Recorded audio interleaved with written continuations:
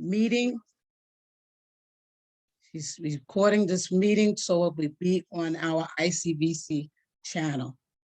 At this time, I'm introducing Rabbi Benjamin Levy to open up prayer and introduce our main speaker for tax preparation. Hallelujah to the Rabbah. Aleichem shalom. Lakal. Pray everyone is doing fabulous on this Yom Rishon. As we open up this event, ICVC event tonight, let us humble our spirits and ask the Holy One to come into our midst. Yehovah Zavaot. Sefatai Tiftach. Ufi Yagi Tehilateka. The Master of Legions. We humble ourselves and we open our mouths and we declare thy praise, for thou art the great, the mighty, revered, the most high Elohim. And beside you, there is no other. We ask humbly that you come into our midst in this forum, the Zoom meeting, that all that is presented, bless the presenter, and all those that are here to receive these words. May it be enlightening.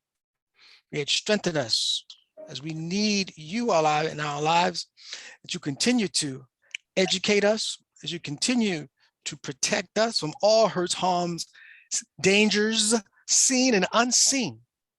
For there is nothing beyond your reach. There is nothing beyond your capacity.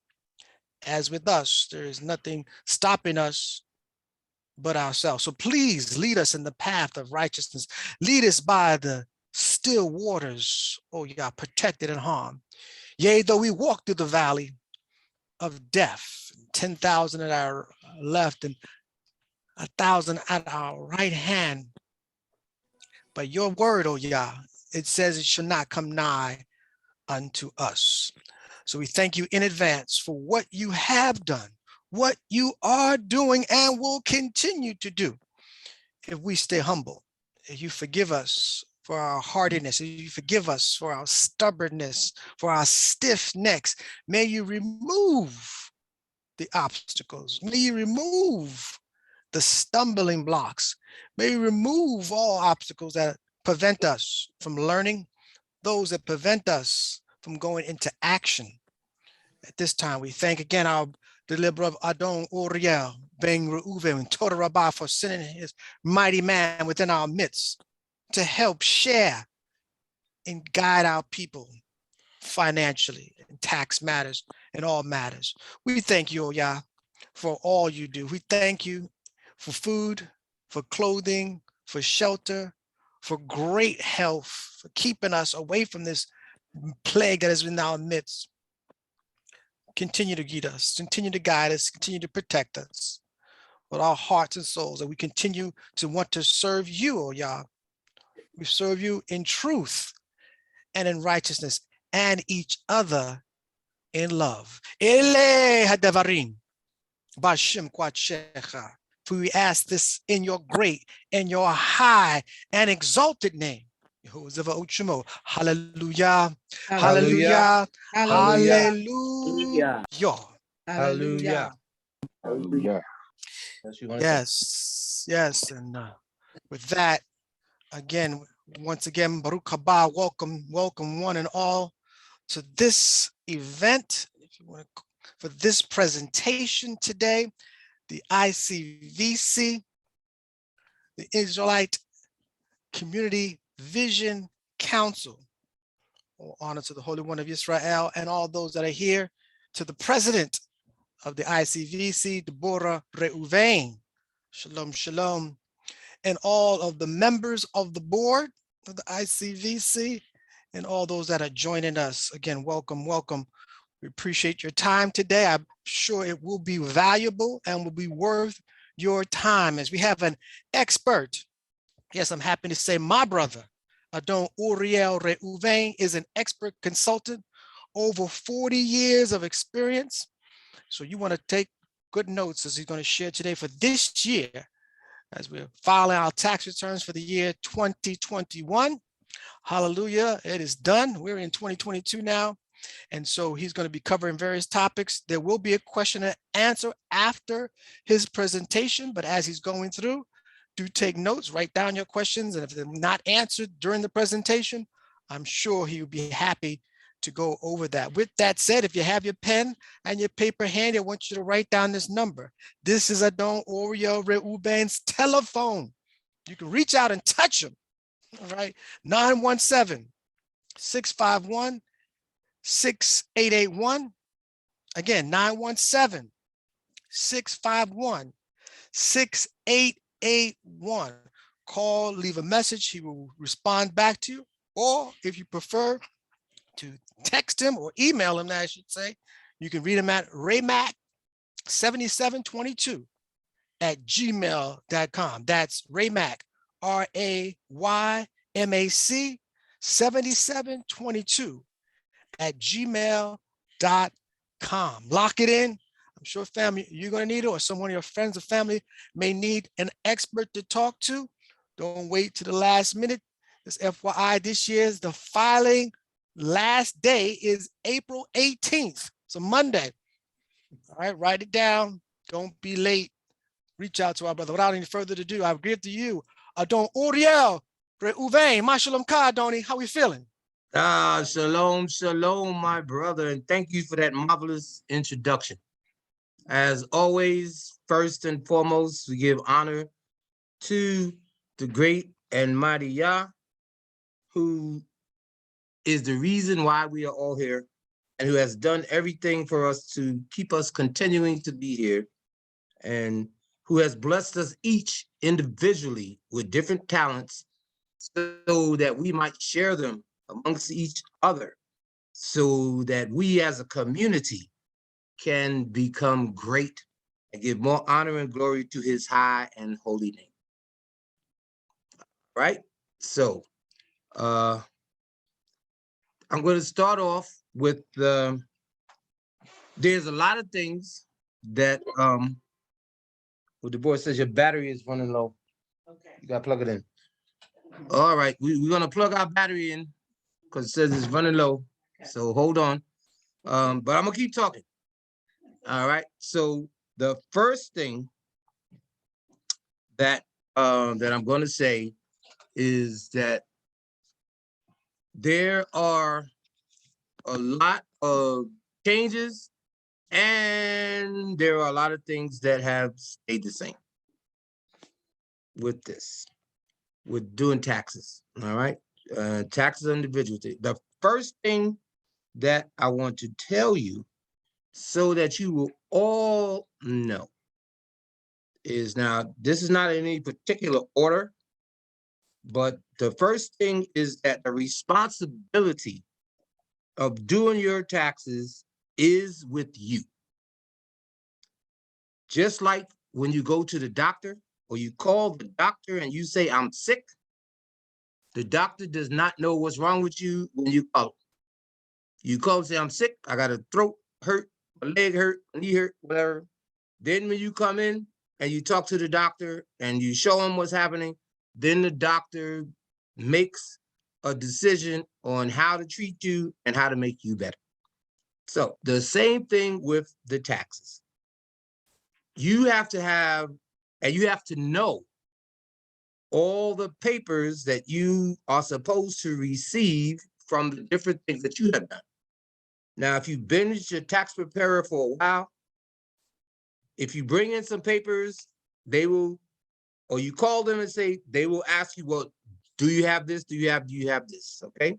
But a lot of times, especially if you're new to a tax person, they don't know nothing about you. And you are responsible for knowing what your responsibilities are. Okay. If you get and the thing, one of the things that's really kind of crazy, that's really small, is that most people forget to bring their interest statement from the bank on their little savings or bank account. Now, it might be $20, $30 or whatever, but the IRS checks all income that you make, regardless of where it comes from. Because if somebody's reporting it to them, they're expecting you to show it on your tax return. to say, yes, I received this, no matter how little it is. Okay, and all right, next, all the income that you receive is taxable to the IRS. Now, one of the things, especially with the senior people, that happens is that they think that because they took Social Security out and they taxed the Social Security earlier, or if they took the pension out from your thing, from your paycheck and everything, that it was taxed and that was it. When they take out the money from your Social Security and you see Social Security tax, that is the money that they're paying you back when you retire. Okay, it's not paying a tax on it. And also from the retirement. Now, depending on your age and your status and how much other income you get, some of it might be taxable. The first thing you should always do is, if you are going to be involved in any kind of withdrawal of your money from anything, call your tax person first before you make your decisions on if you should have tax withheld or if you should not have tax withheld. You live in New York, Social Security and money on your retirement, if you work for the state or the city or the federal government, is not taxable. If you work for a private firm, part of it might be taxable. Okay, but these are things that you need to let your tax person know in advance. This year, unemployment is fully taxable by the federal and the state. In 2020, they gave you a $10,000 cut on it. This year, they're not doing that. So if you have unemployment and you worked, you have to do that. And if unemployment does not send you a statement, then you go to the state where you live in, New York, ny.s.gov.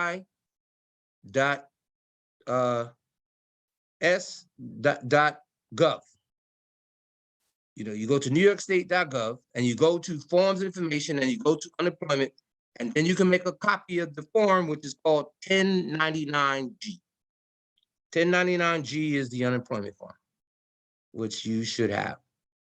Also, if you have a child or children and they gave you advanced child credit, you should have received a letter number 6419 that showed you how much they paid you in advance. Generally, if you have one child, they paid you $1,500, which is half of the total credit that you're allowed for the whole year. If you have two children, then you can do the math, and that's how it is. But don't bring your tax to your tax person without that if you have children.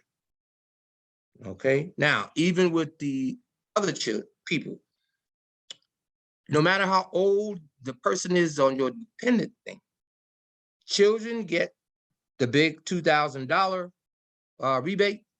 But if you take care of your uncle or your niece or your cousin and they're past the age, or your mother, whatever, they still get a $500 dependent credit.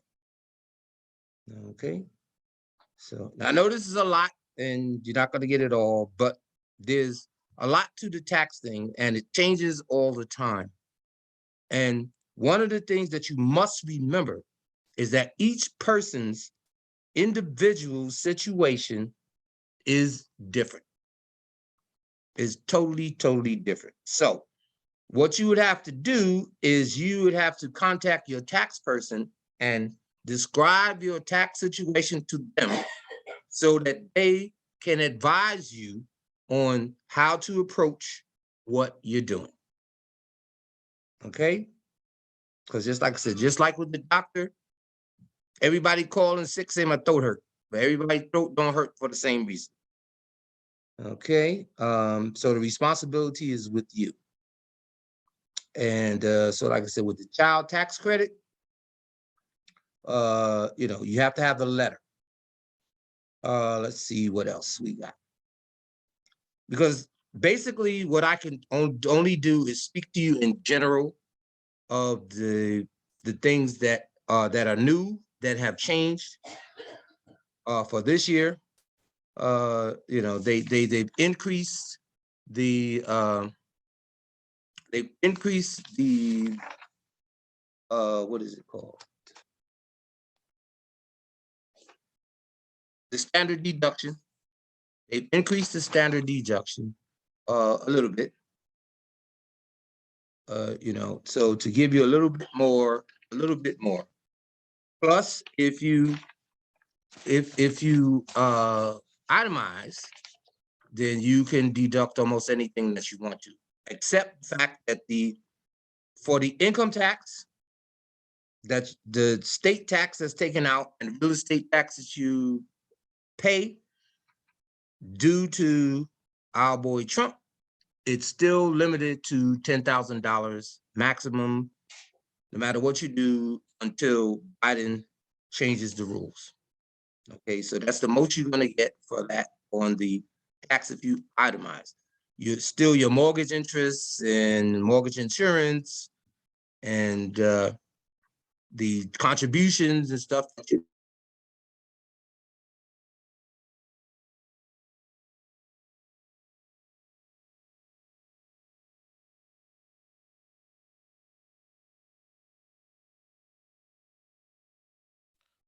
Uh-oh, I think what happened there, they forgot to plug in the computer.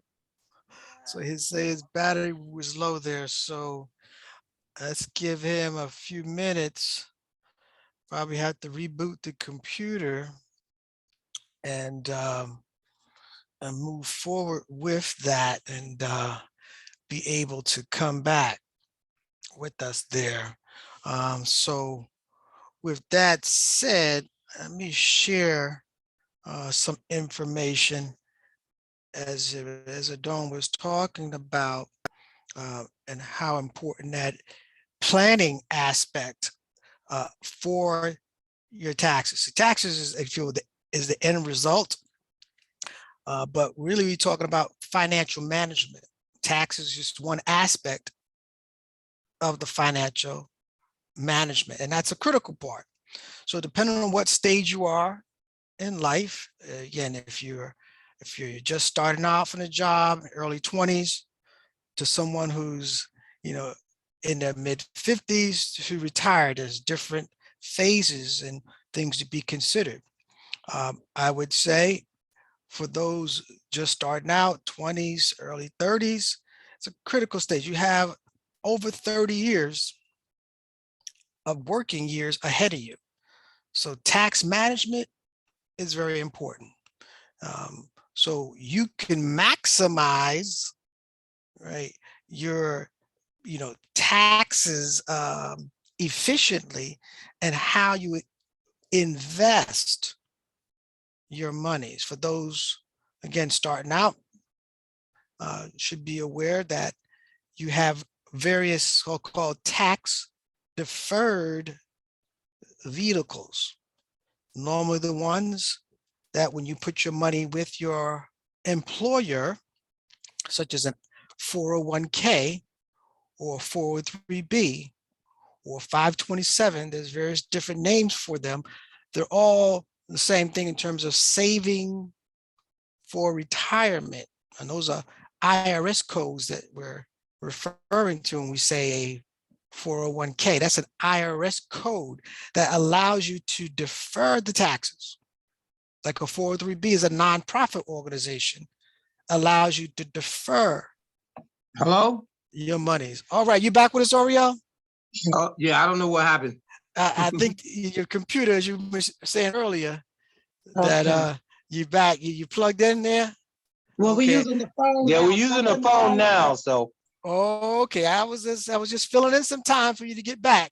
I see. That's why we made sure you was on. But where you left off, the last note you were making, you were talking about the standard deductions and itemized deductions and how they differ. So that's the last thing that we heard from you. All right. So you can take it to there. Toda. All right. Most people are going to be using the standard deduction these years, because by them taking away some of our itemized deductions, they increase the standard deduction so that that's something that you would use, which would be easier for them to calculate. Okay, but you can still use the itemized deduction. People that generally use the itemized deductions are people that make a lot of money, people that own a home, that pay mortgage interest and real estate tax, people that that make contribution and do tithes and everything. So those people can still do that. And again, that will be a decision that will be made by your tax preparer to see which one is more beneficial to you. In reality, if you take the standard deduction, there is less chance of you getting audited or being called down there because you just took what they told you. Okay. If you, I'm sorry, what is that standard deduction this year? the standard deduction for this year is for, wait, hold on, where is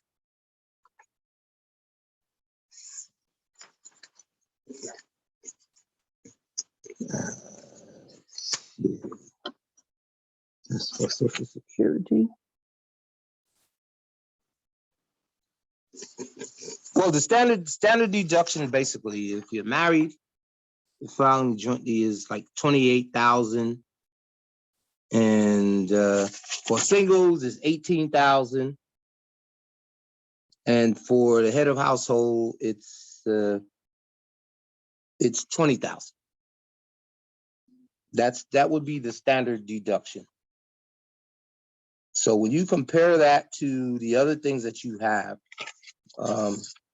you'll do that. But the thing is that now, with the way that the things are done, with the tax programs and everything we have, basically what happens is that when your preparer puts in your information, the program automatically calculates the standard deduction first to see what that would be.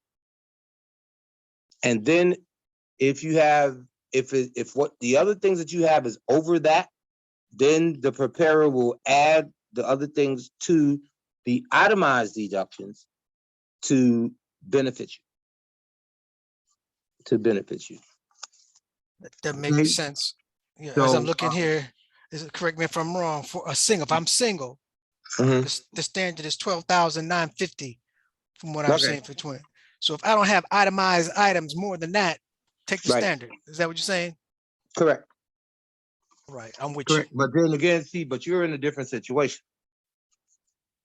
Like I said, individual situations, you can have the same thing, but individual situations are different. You're a rabbi. So you have rabbi. Well, I wasn't speaking specifically for me. I'm just saying if I was single, I'm married, filing jointly or filing separately. Yeah. That's another situation that depends on what you've been doing and how beneficial it is to you. Okay. Now, the highest tax bracket is married filing separately.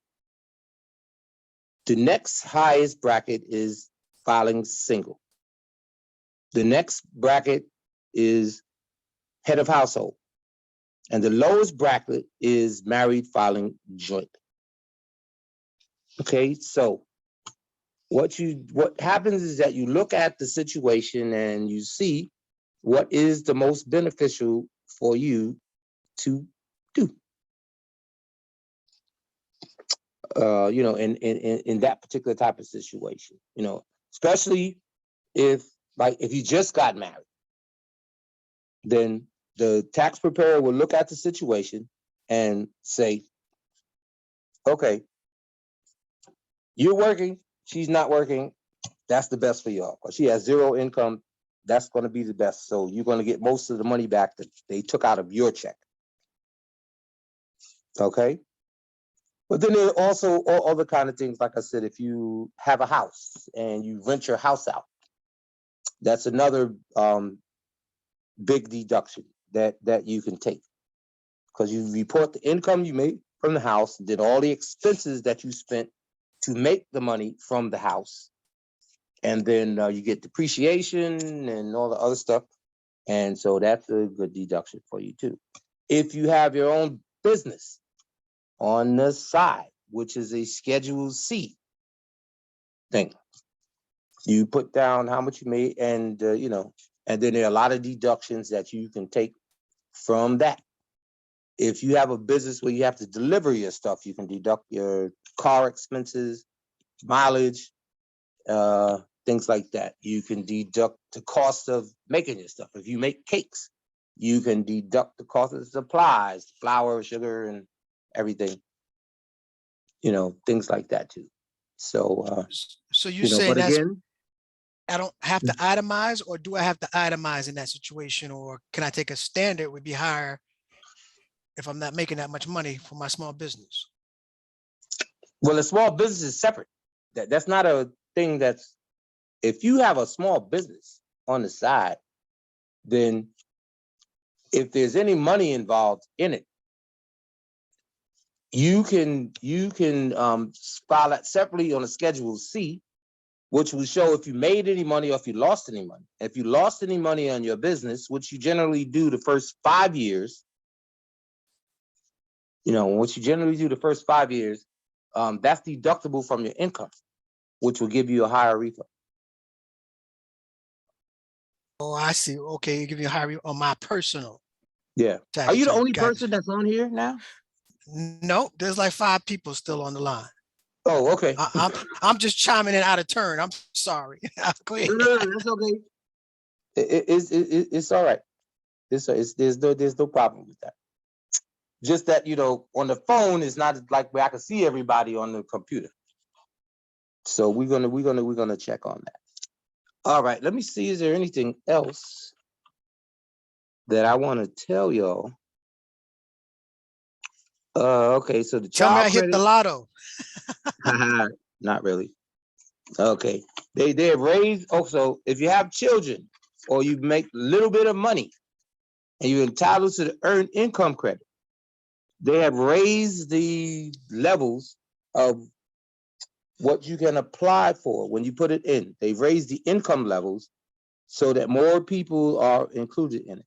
And the child credit thing, they've raised the thing to where if the child is 17, you could still get the credit, because before it was 16. And in the year they turned 17, they cut you off.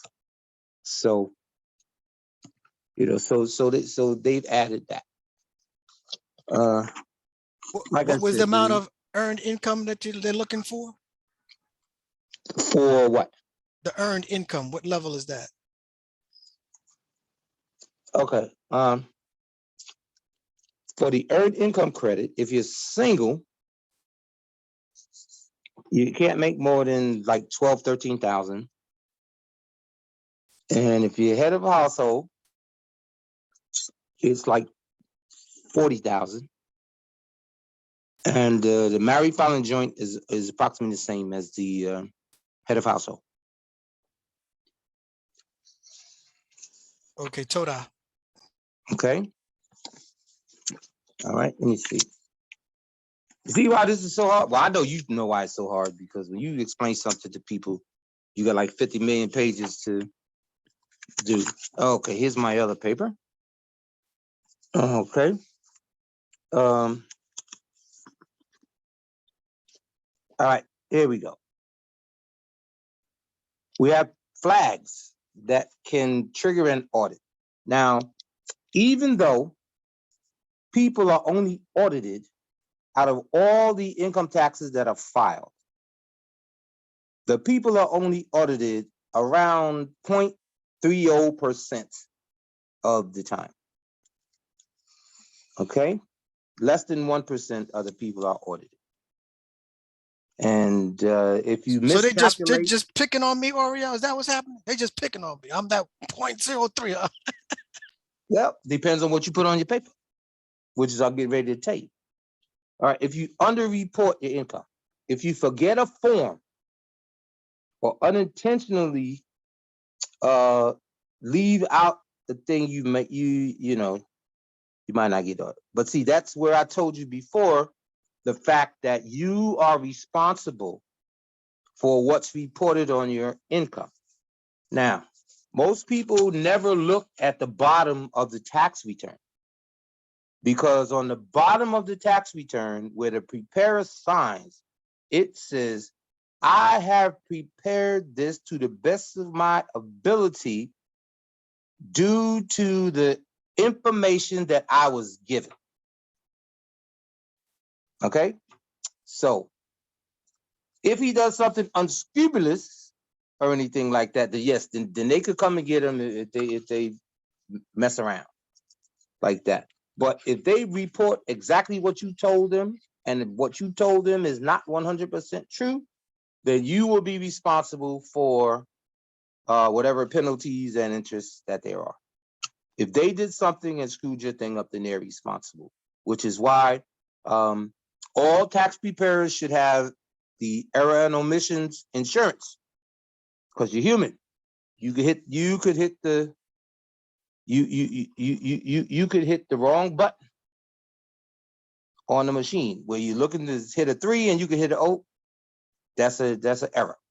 So that's why all preparers should have errors and omissions insurance. Also, if you are I should going to ask for that somebody, for every taxpayer. I should always ask them that. do they have it? Yes. They should show it to you. Oh, They should show you their certificate. They should have it. If you go to an office, they should have it on their wall. always ask for the O&E insurance. Yes. And if they don't have it, then you might want to go somewhere else. Toda. You know what I mean? The other thing is that their credentials should be up on the wall that shows that they're certified by the IRS and New York State, and and all of those things. Now, what if it's Because done over the phone? You're not seeing them in person, and you just talking to them.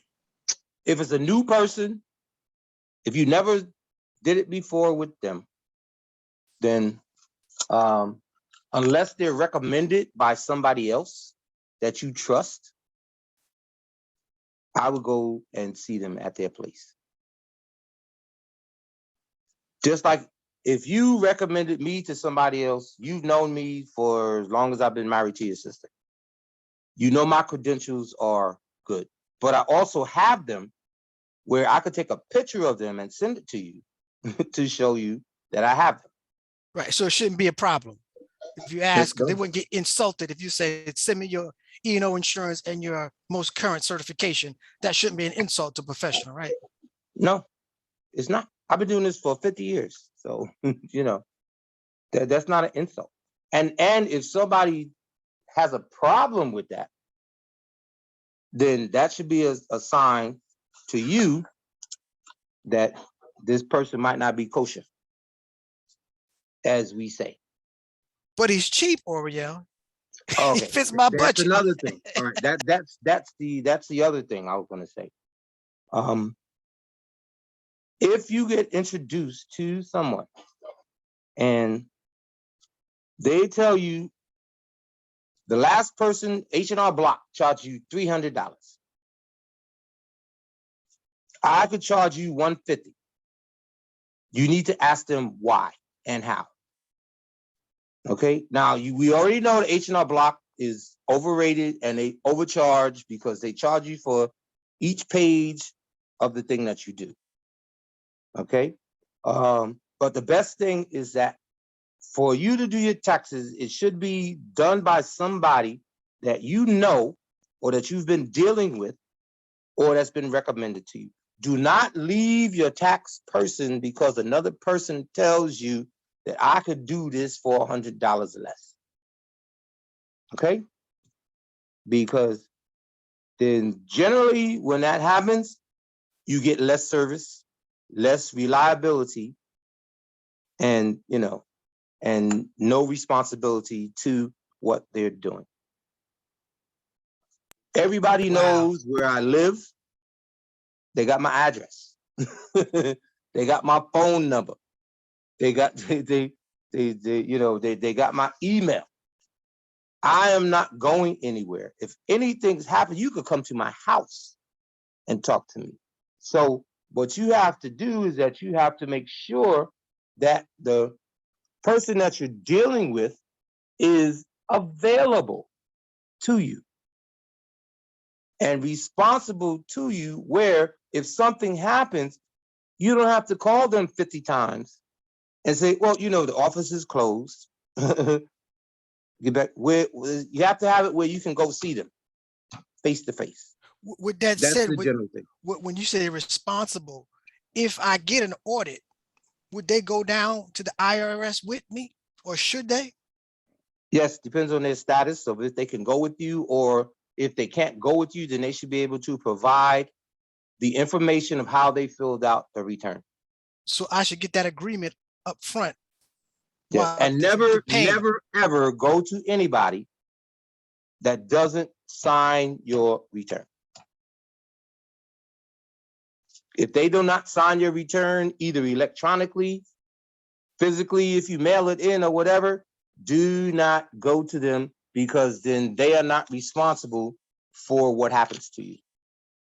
If I do your return and something happens, then I'm responsible, because on my paper it says you can contact me so that I could show the IRS or whatever how the form, what I use to fill the form out.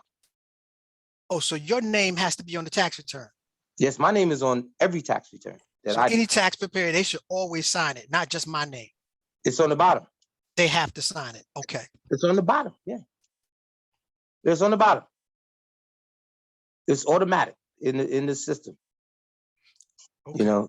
Because you can't purchase the taxes without having your company name and tax ID and all of that stuff. You can't do it. Okay.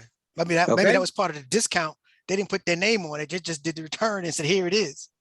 But then what it does, and the reason why they changed some of the laws is because there were people that said, yo, I could do your tax. Now, you don't know if they took a class or anything at all.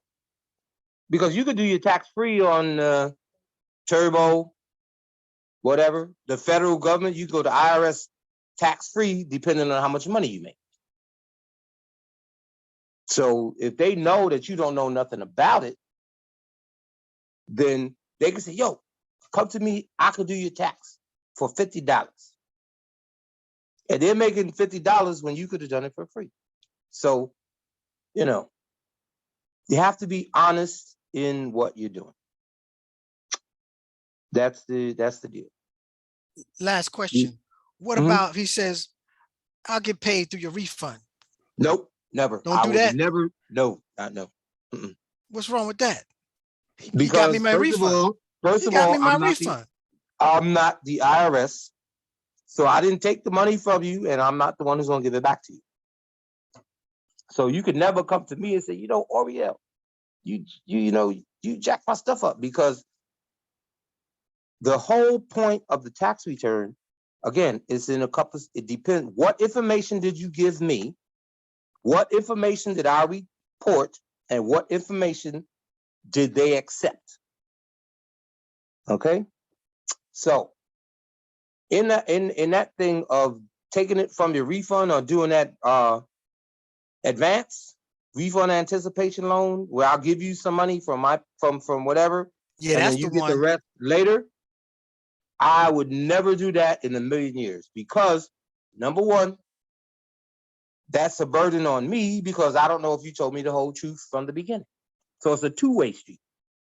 See, did you tell me everything I was supposed to know to report this properly? Then they only pay you part of it. And then the refund anticipation loan goes to the banks in Florida. It does not go to any bank that's near you here. It goes to Florida. And then they charge you. And I never, ever was a component of somebody charging me to get my own money. It still pisses me off a little bit about the banks you know, But I need it fast. I can get it faster, right? Next week, they can have it in check, right? that's up to you. I don't do that. And I will tell you in a minute, if you need it that fast, go H&R Block or one of them, because I'm not doing it.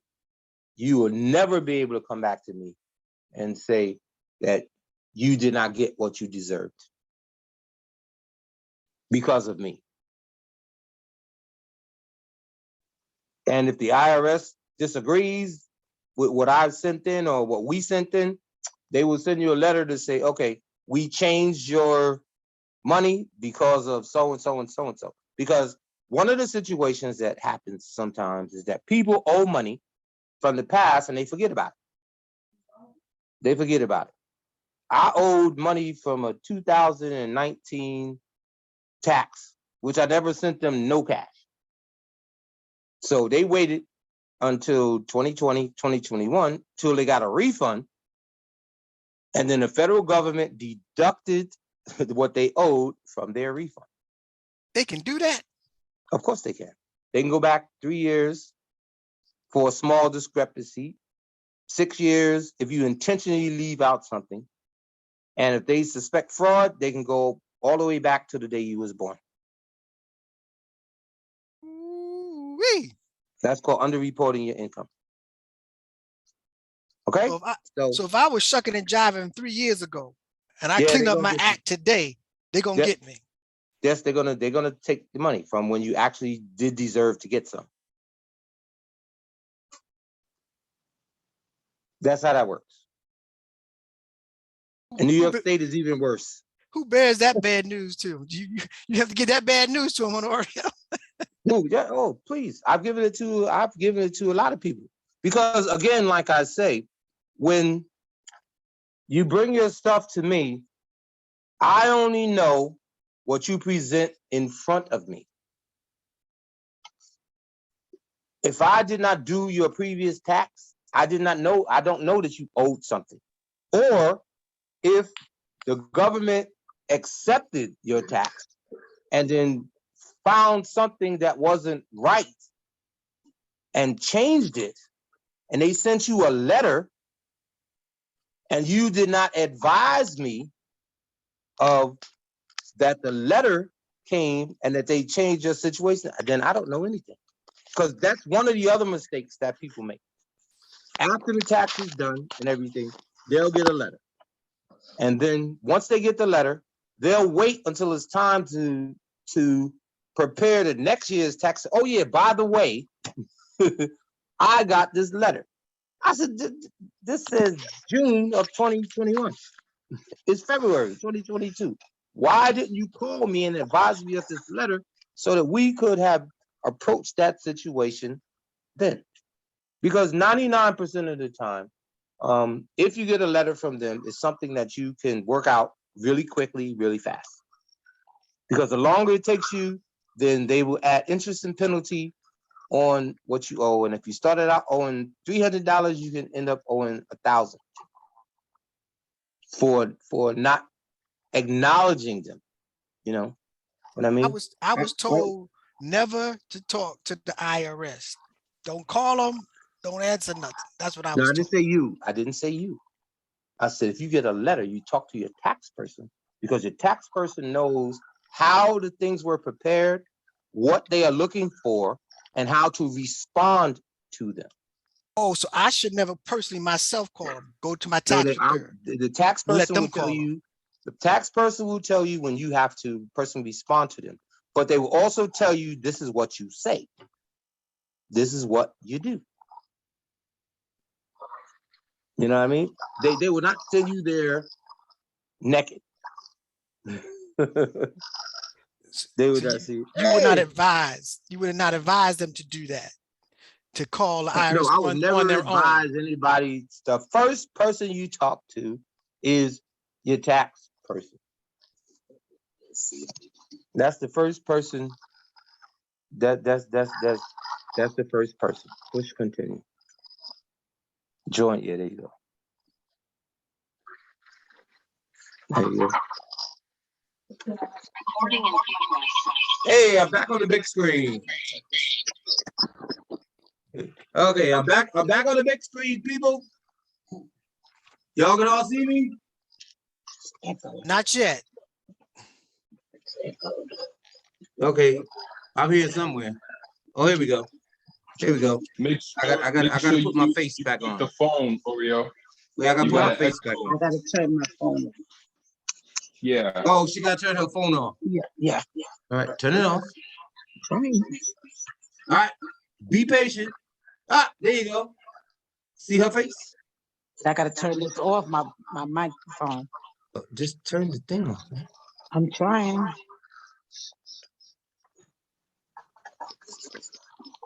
No, it's not showing my Just face. exit the meeting. What happened? For the cell phone, you could just exit it, leave the meeting, and then just. Okay. She says exit, Deborah. Okay. Okay. Oh, there you go. You can see me now, right? Perfect. Boy, they can still Looking see good, you. looking Okay, good. here we go. Here we go. So, Here we go. question. So you saying, should I talk to the IRS? I shouldn't be afraid of the IRS.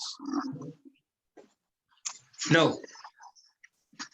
You should be scared to death if the IRS calls you, but you have the resources with you to be able to deal with them where they cannot get you. Because what's going to happen is that if you get a letter in the mail from the IRS, the first thing you're going to do is panic. First thing you're going to do is panic, which I'm you sorry. shouldn't do. I'm sorry, Shoshana, could you put your phone on mute? It's the feedback from Shoshana. Okay, you hear me? All right, you hear me? Yes, yes. Okay. All right. So the first thing that you should do whenever you get a letter is call your tax person, because the tax person is the person who prepared the paper. You sitting there reading the paper does nothing for you. It's like, I can read, but if I got a book on nuclear science, I could read all the words in the book, but I would not have any clue of what they're talking about. You understand? That's right. That's right. Okay, so that's the situation, and that's what happens to us a lot of times. Like I said, people will get a letter and put it on the side and don't think about it, and then when the tax time comes, they'll come and bring you a stack full of paper and say, oh yeah, I got this letter. When did you get this letter?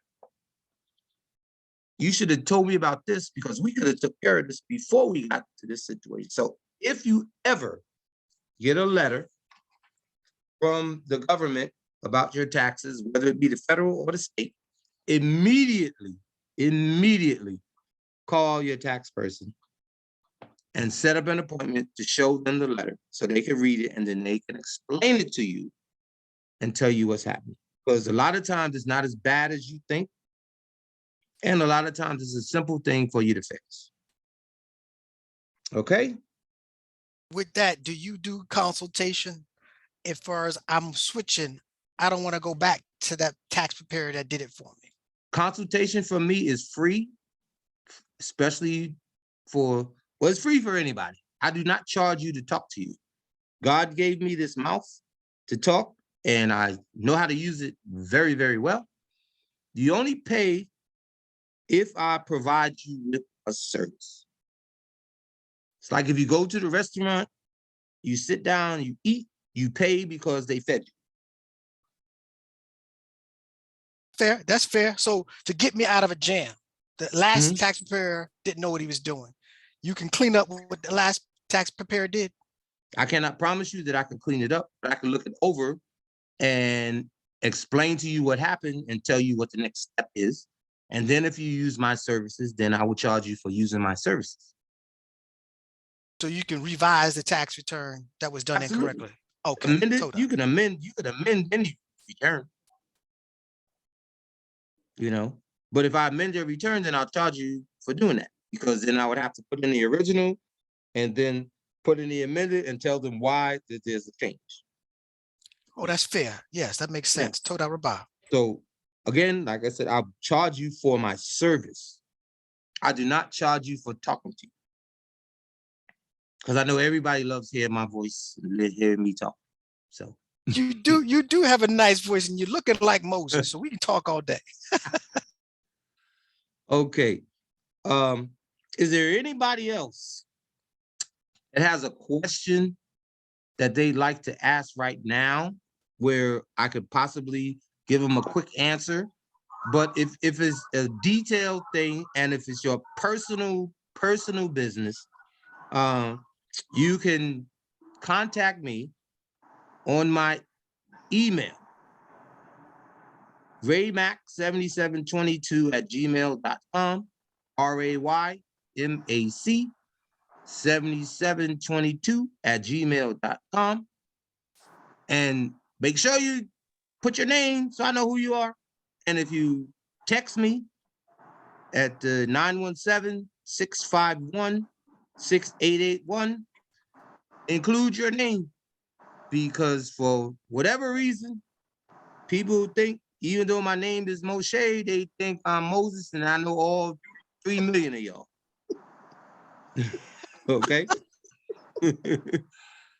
But I mean, I know you if I see you, but I don't know you if you call me. All right, so just include your name, brief message, and I will call you back as soon as possible. All right, so is there anybody? We have one hand in the air, Oriel. Okay. Well, Well, I'm not in charge, so. I guess they can come unmute themselves and come up and ask the question. All right, well, yes, y'all are in charge. Shalom, shalom. It's Reuben Shah, aka Israel number 10. Oh, hey, how you doing? I'm doing good. So I just want to make sure I heard correctly. That the highest status is, or claiming status is, married filing single? No. Did I hear that correctly? The highest tax bracket. Okay. Highest tax bracket is married filing separate. Because okay, so meaning I will be taxed at a higher rate if I am married and I file separate.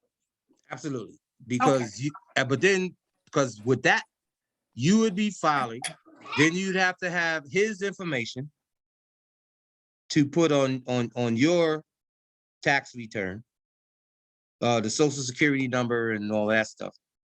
And there are certain deductions that you would not be able to take, because once you be separate, then you don't qualify for the other deductions. It also depends on how much money each of y'all are making to determine whether you should do married filing joint or married filing separate. Because once you get, because once you get to a certain level, then it's like that. But then again, like I said, you can email me your situation and say, like, I make 100,000, he makes 100,000, whatever, and then I can look it over and talk to you in private, and then I'll let you know what is the best way to do it for you. Because in some situations, the married filing separate is better, even if you might have to pay some tax. Okay? Hello? Thank you so much. Yes, because I will always do my best to make sure that you're at the lowest. But my wife, in all these years that we've been together, has taught me to be strictly honest, which if you owe, I'm going to tell you you owe, how much you owe and why, and then what we can do about it. All right? That's part of the free consultation. And then to tell you how to prevent it or lower it in the future. Shalom, Adon.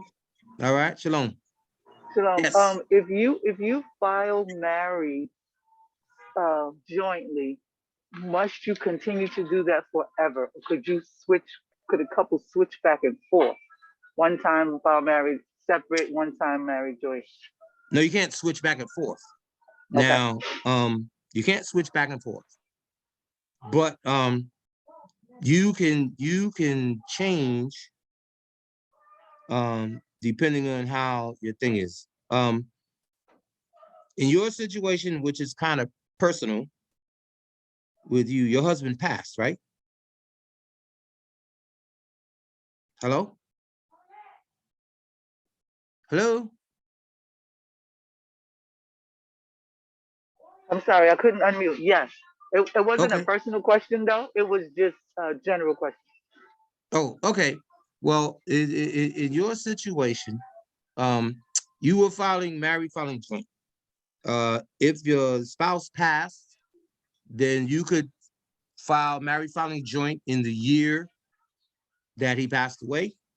Okay. And then the following year, you would be single unless you have any children, then you'd be head of household. Got you. Thank you. Okay? Yes. You can still send me an email. Okay. All right. Anybody else? Yes, I me have a again. question. Yes. Okay, go ahead, This give is, her. Kaya. oh, I'm sorry. I'm sorry. I'm sorry. I'll wait. No, Go Go ahead, ahead. Kai. Women Oh, come okay. first. Women come first. I don't care what the rabbis say. Women come first. Plus, I'm this is my enjoying thing. Okay, go ahead. Okay. I was told in terms of the stimulus checks that people received The what last checks? year that we were What supposed to read. The different stimulus checks that everyone received, the different people received last year, Uh-huh. that there was a form that we had to wait to receive from the IRS before we can file For our taxes. stimulus. Well, okay. Or was that the COVID relief form or like Okay. something like All that? right. Well, slow down. Slow down. Yeah, which That's one is part of the thing here with the tax thing. They got 50 million things that got all different names. Okay. Now, okay?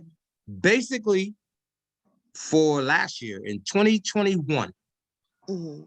was the third stimulus check that you should have gotten for $1,400. Or unless you had a child, they gave you 16 or whatever. Right? Did you get it? No, because my daughter is 19, so they told me I was not qualified for it. For her. But what about for Correct. you? You should have gotten the $1,400. Not the third. The third, there was only three. There was the first one that was $600. Right, Then the second one was $1,200. right. And then the third one was $1,400 in 2021, last year, that they started giving No, out I in March. did not. Okay, then you can put that on your tax return that you did not get it, and they'll refund it to you on this year's return. Okay. Is there something that we were supposed to receive from the IRS? Sure, it's supposed to have been a letter or something that says whatever. But don't worry And- about it. They're behind. Okay. And do we They're have to behind. wait for that letter in order to No, file? no, Okay. no. When you get ready to file, just tell the person I didn't receive the $1,400. Okay. See, there are some things you don't have to present paperwork to the tax preparer because then that just junks up the house. You know, when Mhm. everybody does their stuff. Because even right now, because of the pandemic, a lot of the people, I have the email and I tell them, email me your stuff.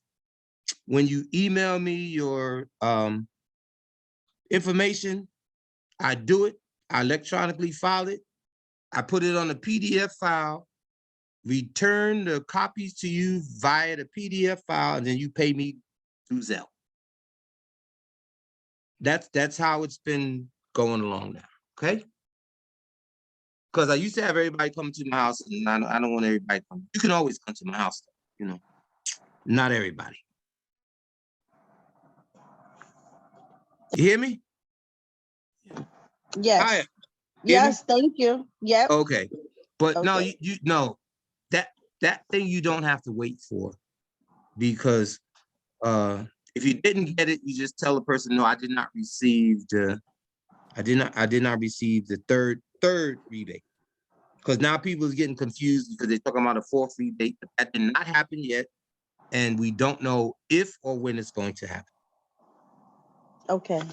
Okay? Thank you. You're welcome. Anybody else? Yeah, I know where you live, Oriel. So I know where Yeah, you live. everybody know where I live. You cut me, but that's all right. I'm sorry. I got another question for you. Go ahead. Go ahead. So, from a financial planning perspective, Uh-huh. this notion of refund, right? Sounds great. but could you give some more color to those who, I guess, look forward to the refund, and maybe from the other side, how do I avoid a refund? And I preface that to say, I look at a refund as a tax-free or interest-free loan to the government. Yes. Can you talk to that a little bit? You're absolutely right. So what happens is that when you are on your job and you're working and they're demanding that you take out this money, if you look at your last year tax return and you got $2,000 back and you claimed 2 people, then or whatever, you claim 0, right? Okay, say you claimed 0 and they took out 2,000. That meant that they took your money and they held it for a year and they used it. And when they returned you the difference, they did not pay you any interest. So when you look at that situation, you could have used the 2,000 better than them. So what you would do is that you could raise your withholding to one person and then get your money back, and then they would only withhold part of it. You could claim exempt. There's a danger in claiming exempt depending on how much money you, because again, like I said, they tax everything and they're going to get theirs because they take your money and use it to pay the other people that they owe. That's how it works. It's like being in the casino. The casino has no money of its own. All its money comes to the people that gamble. When you gamble and you lose $5,000, the person that hit the big jackpot and win the $5,000, they give your money to that person. And that's how that works. That's why they'll never go out of business. That's absolutely. For sure. Absolutely. So with that said, though, so when I'm dealing with, I thought I was told there's some date on the calendar that says if you pay taxes up to this date, that was it. Is there such a thing that by this date you fully paid up? Again, what that is it's an estimated calculation, but you would have to know how much you're making for the whole year, and then you would have to calculate that at the beginning of the year to say, this is the deal. Oh, okay, that's it. So you can calculate that. If I know I'm making 50,000 this year, that's my starting salary. I can calculate I'm maximum that I'm supposed to pay them and cut that check and be done. Yes, but then no, you can't cut the check because they're gonna take it out your paycheck. They're gonna take it. I can't give it. They're gonna take it, huh? No, you can't. You can't. It's not a thing where you can say, okay, I estimate that I'm gonna owe y'all $5,000 in tax for this year, so I'm gonna pay you $5,000 now. Every time you get paid in your paycheck, they're gonna take the money from you because that's how the system works. Just like with Social Security. I went to Social Security when I thought, when they were talking about Social Security is gonna run out of money by such and such and such a year. And I said, well, if Social Security is gonna run out of money, I'm gonna go take my money out because I know a couple of ideas where I can invest my money better than them with a guaranteed interest rate. What they say, Oriel? They said you crazy. You can't do that. Because I was gonna take all my money from Social Security and I was gonna put it in a savings bond. Because once you get a savings bond, 5 years, you pay half. 5 years, the face value doubles. So, that's what I was gonna do, and they told me this it's the law. So that was it. They told me it was against the law. But you can't calculate. And once you get to that point, whatever point that is in a year, you can then switch your withholdings at that point. You can switch your withholding at any point you want. All you gotta do is go to what do you call it? Where they pay you HR. at. Yeah, HR. But I'm saying Yeah, you once go you to HR estimated what that and you is. change, and then you change your you change your dependents or your calculation. The W-4, yeah. It's a W. You go to the W-4 and you can put exempt. Then they won't take no money out for the rest of the year. But you gotta know what you're doing first. Come to you first before I do that. Yeah, you gotta know what you're doing because it's a dangerous thing. Well, I'm gonna give you an example. There was a time when the sanitation and the police, somebody told them that they claimed this for half the year, and then in July you claim zero, or you claim zero in the beginning of the year, and then in July you go back and you claim it, and then you'll be covered. But what happened was that they got so used to getting that nice juicy money. Oh yeah. When they were exempt, some of them forgot. And that was it. So it's a thing of, will you remember to do it? You know, and is it worth it? Is it worth it for you to do it? But like you said, the basic line is that income tax is our non-interest loan to the government.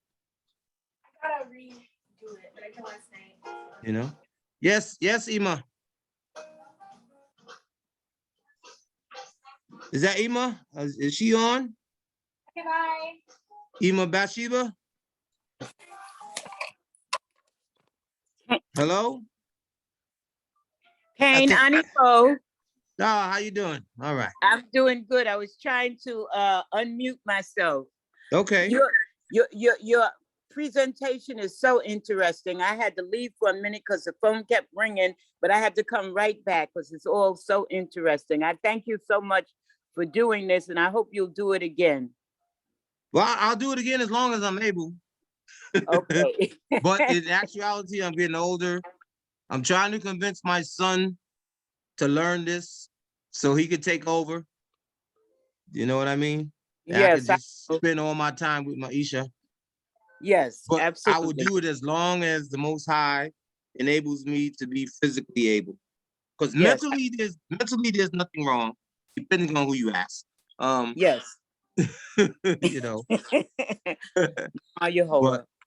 But you know, I will do this and everything. And I want to stress to the people that you also have to keep up with the news of what's going on.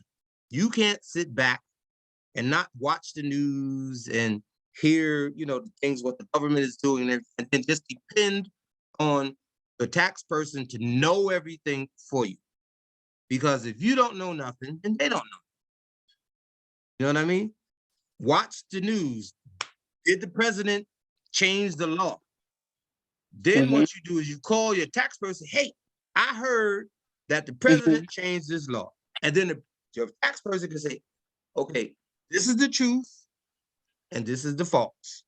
Like that. But if you don't pay attention to what's going on, then you put yourself at a disadvantage and you put the tax person at the disadvantage also, because they only know what you tell them.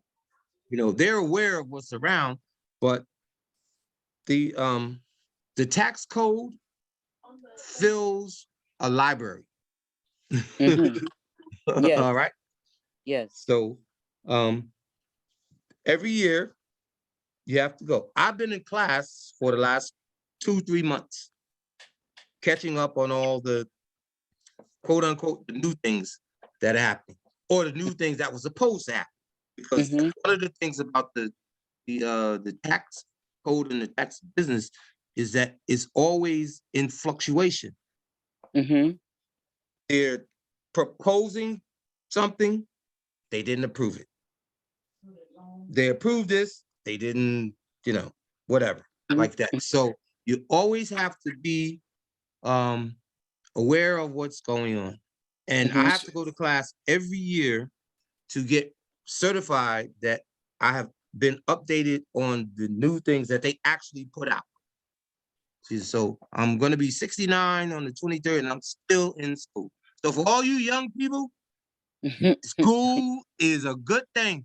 Good thing. You always got something to learn. Say that, Oriel. Quick follow-up question from the refund perspective again. When you see those that have a big refund, Yes. is that a good or a bad thing? Well, technically, from my perspective, a big refund is a bad thing, because that means unless you're okay, if you're a person that do not know how to save money and you don't take $50 out your check every week and put it in the bank for the bank to hold for you, even though the bank interest rates up might be 1-2%. If you took that same money and put it in the bank, then you have at least $50 or another $500 added onto your thing. When you get that big of a refund from the federal government, they've held your money for the whole year. And when they give it to you, and you get no interest on it. But then there's people that look forward to that because that's when they go vacation, because it's around April. So it's springtime. So that's how they prepare, to go on vacation and different things like that. So sounds like they need a financial planner. Absolutely, which I recommend you to all of my clients that I have so far. I'm not putting a plug in for myself, but that's what we're talking about, financial planning, ain't it? Well, that's what you do. We're brothers. Hello? And the Hebrew, yes. Yes, Gaveri. Yes, again, I think you touched on it briefly before about itemizing your deductions. Yes. Especially in this pandemic, a lot of people have moved to small businesses and things of that nature that people should really be more focused on, what they can, as you said, the government holds your money all year round tax-free. People should be more focused on scheduling, doing Schedule Cs to write off the items. And as you said, give this information to your tax person, because they don't know that you're, selling cakes and pies, or, you're making clothes, or you're selling candles, all of that stuff. Right. Can benefit That you is considered a business. Yes. It's considered a business. You know what I mean? Yeah. They broadened the horizon on what is considered a business, because at one point, they were considered as a hobby. Yeah, I make cakes and I pass them out, at the synagogue and stuff like that. But if this is the thing that you do and you sell them to people, then it's your business.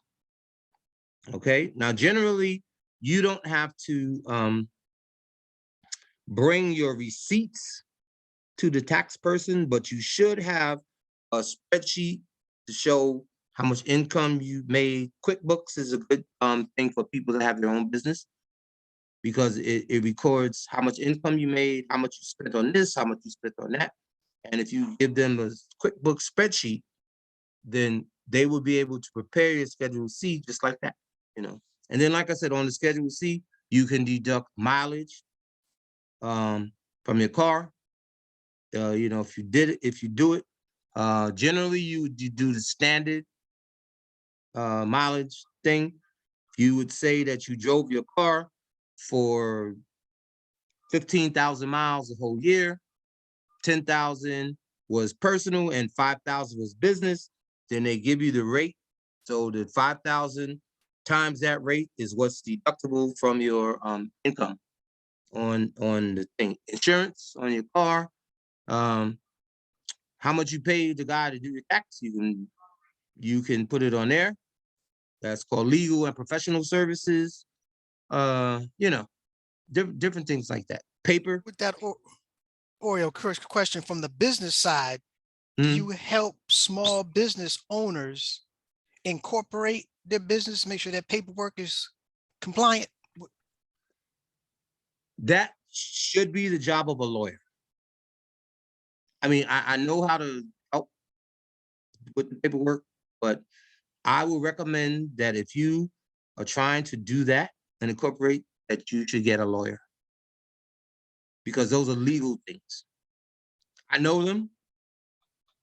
I've done them before, but in this day and age, I would suggest that you get a lawyer.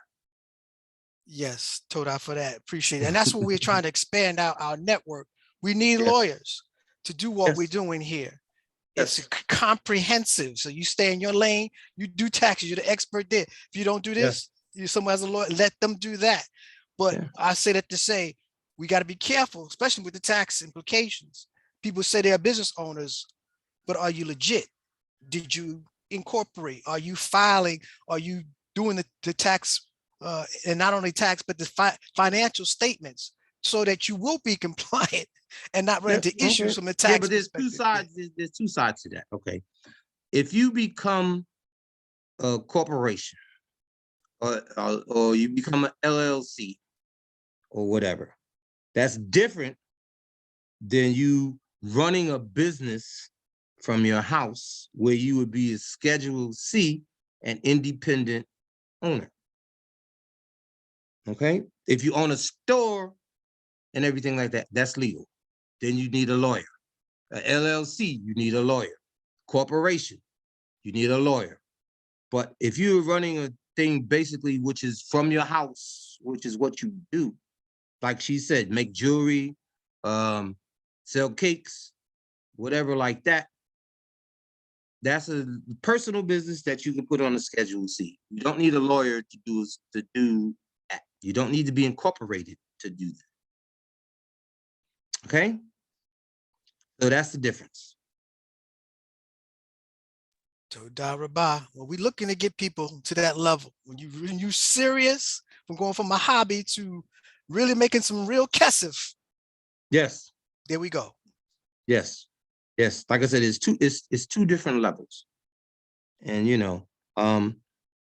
but when you go from the hobby to the incorporation stage and everything, number one, like I said, you should always keep track of your financials, income. You should always have financial statements regardless.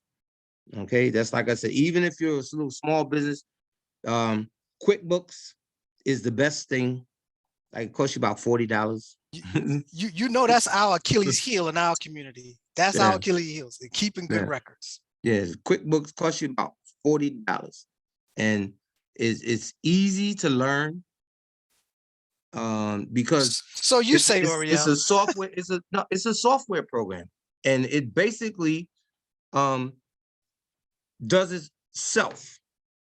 It has all the instructions on there to tell you what to do and blah blah blah blah blah. And if anybody buys one and all and needs the help, then I could assist you with the QuickBooks to show you. Now did y'all hear that? Now that's an offer y'all can't refuse right there. Say it again, Oriel. Yeah, if you have your own small business and you're having trouble keeping your records, you purchase the QuickBooks, and then I can assist you in setting it up and and keeping it going. Because once it's set up, then you'll be able to do it yourself. Okay. You just got 10 more clients right there, Oriel. Well, that would be a free service to the Hebrew Israelites. Now, if you're outside the community, I would charge you $500. No, but there you go. Excellent, earlier. Any last thoughts or any comments you want to make for the people? All right. Well, again, like I said, the most important thing that you have to remember is that your tax person doesn't know anything unless you tell them. Okay, so be aware that you are as responsible, or actually more responsible, than your tax person for getting your taxes done and having them done accurately. Think of every paper that you could have, or everything that you're supposed to have, like that.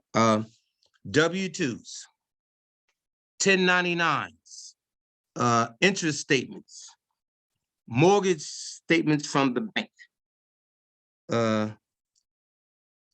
withdrawals from your retirement plan and stuff. Those are things that you need to have. And again, like I said, if you plan on moving any money at any time during the year, before you do it, please call your tax person to find out what is the tax implication of it. Because people will tell you, you know, oh yeah, all you gotta do is this.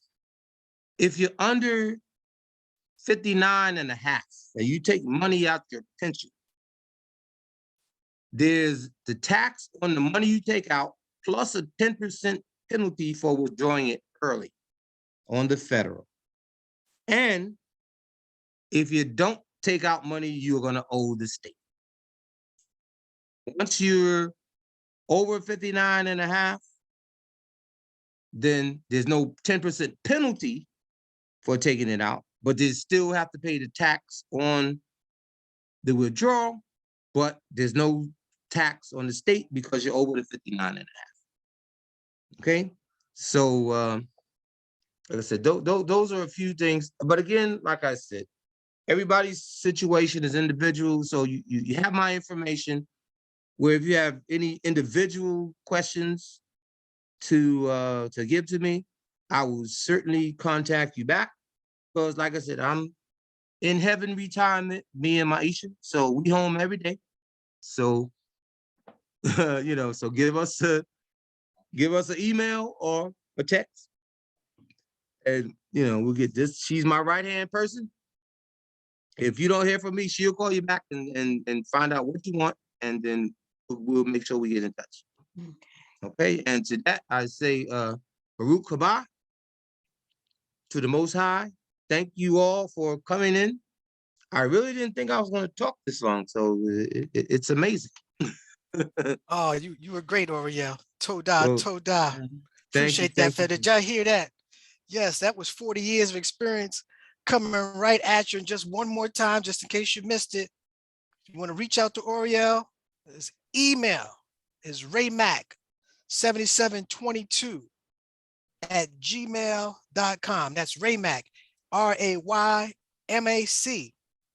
7722 at gmail.com. If you want to text, 917-651-6881. Again, 917-651-6881. Adon, Oriel, Reuben, our tax purge, which I all give a nice round of applause.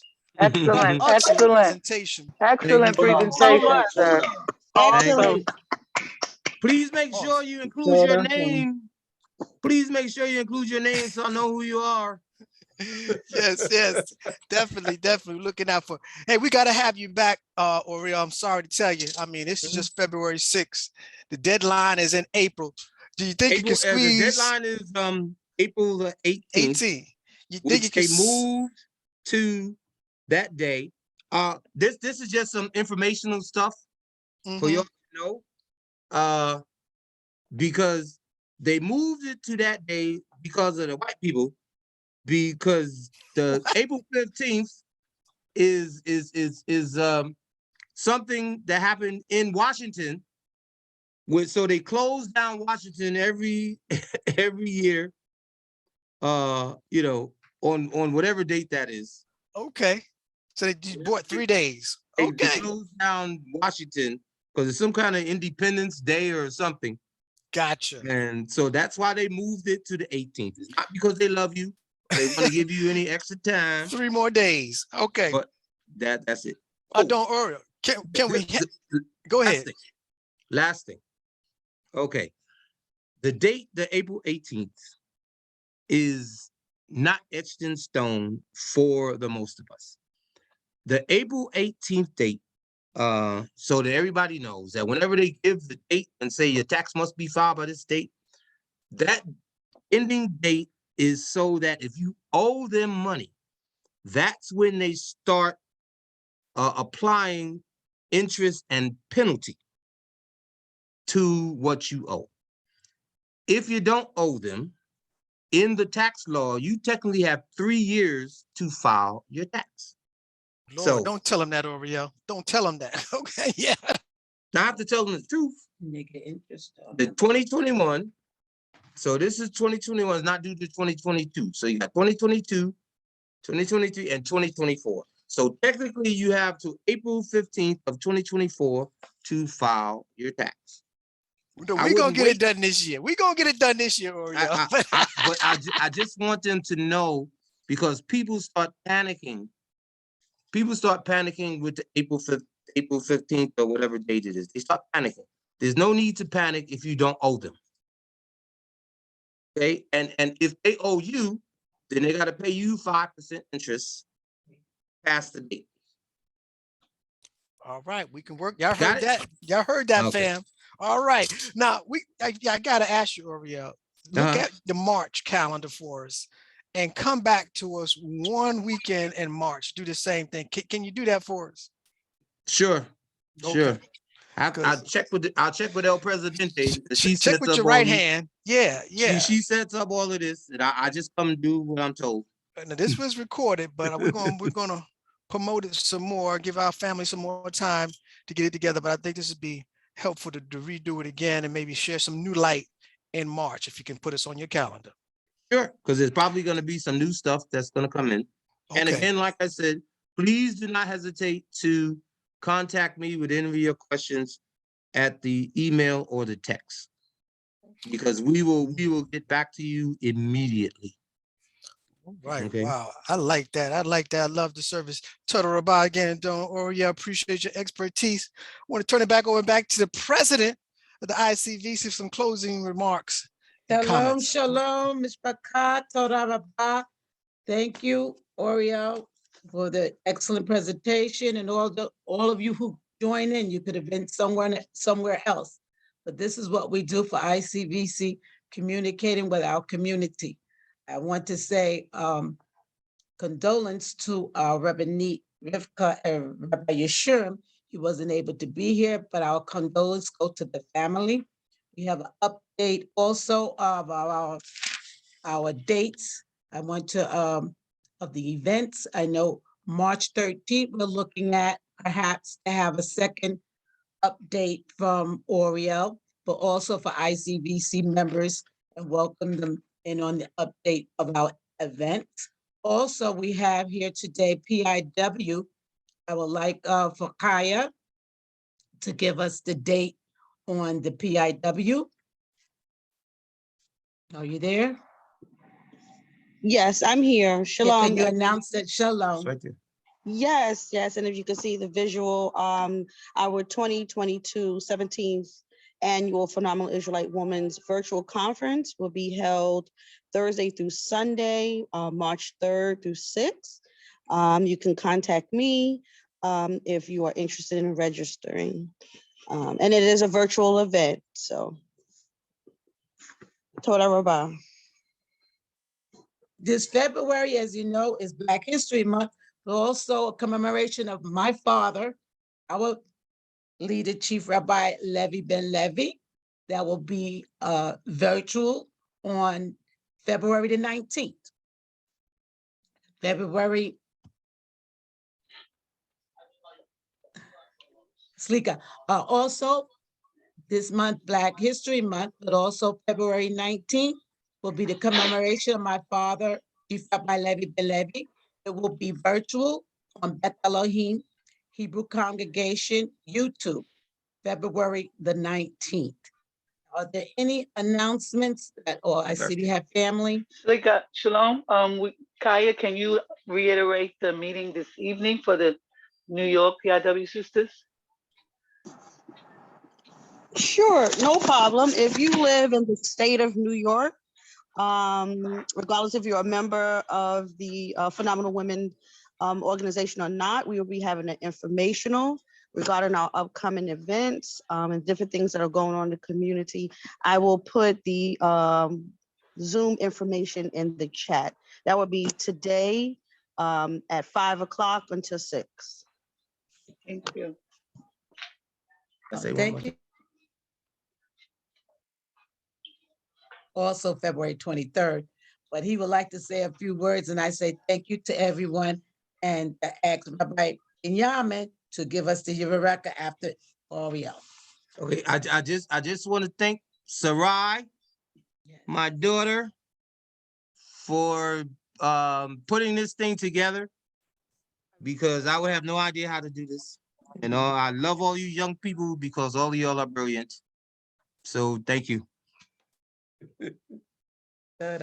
Rabbi Benjamin, can you give us a closing prayer? Cain, absolutely. Toda Rabba Avinu, Kol Devarim, for all things and everything, we praise your high and exalted name. And as we take leave, we pray that you will go with us to our respective abodes and in peace, and be with us wherever we may be found, in all the homes that are represented, and neighbors, our leaders, everyone, included in the sound of my voice. We say these words of Moshe ben Reveinu, Aharon and his sons. Yivareka Adonai vayishmareka. Ya'er Adonai panav elecha vikuneka. Yisa Adonai panav alecha v'yosem lecha shalom. May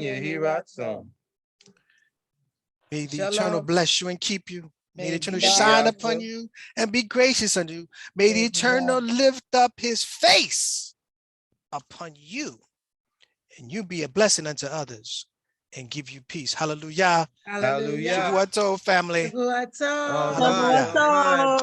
Thank you for the Shavua tov. presentation. Thank you, everybody. Thank you. Yes, sir.